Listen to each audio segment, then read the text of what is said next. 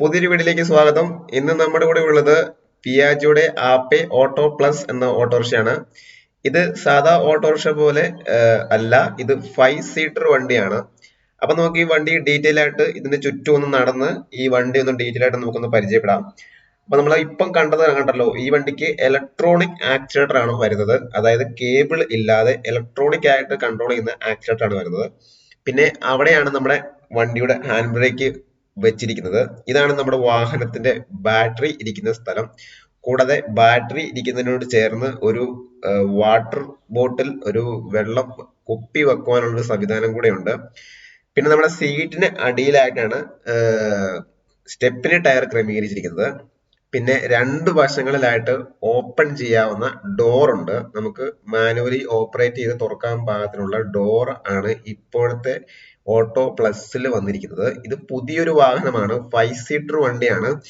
പിന്നെ പഴയ ഓട്ടോയിൽ ഇടതുവശത്തായിരുന്നു ഡീസൽ ടാങ്ക്, ഇപ്പോൾ വലതുവശത്തോട്ട് മാറ്റിയിട്ടുണ്ട്. ഇപ്പം ഇതിന്റെ പുറകിലോട്ട് വരുമ്പോൾ നമുക്ക് കാണാൻ സാധിക്കും, ഇതിന്റെ മെയിൻ ആയിട്ടുള്ള വ്യത്യാസം എന്ന് പറയുന്നത് നമുക്ക് കാണാൻ സാധിക്കുന്നത് ഈ ഒരു 2 സീറ്റ് എക്സ്ട്രാ പുറകിൽ വന്നിട്ടുണ്ട്.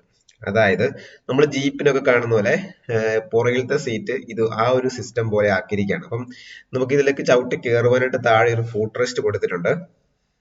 ഇതിന്റെ എൻജിൻ കംപ്ലീറ്റ് മാറിയിരിക്കുകയാണ്, BS6ലേക്ക് കൺവേർട്ട് ചെയ്തിരിക്കുകയല്ല. ഇപ്പോൾ ഇറങ്ങുന്ന ഈ പിയാജിയോയുടെ ആപ്പെ എന്ന ഓട്ടോറിക്ഷയുടെ എല്ലാ മോഡലുകളും BS6ലോട്ടാണ് വരുന്നത്.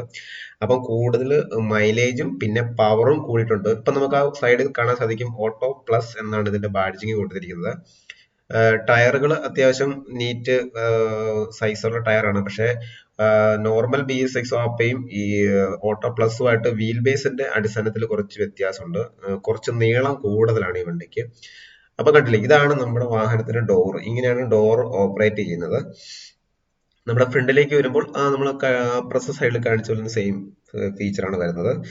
പിന്നെയുള്ളത് നമ്മുടെ മീറ്റർ കൺസോൾ ആണ്. മീറ്റർ കൺസോളിൽ എല്ലാവിധ സിഗ്നൽസും വാർണിംഗ് ലൈറ്റും എല്ലാം ഉണ്ട്. നമുക്ക് ഈ വാഹനങ്ങൾ സെൻസറാണ്, ഫുൾ സെൻസറാണ് വരുന്നത്.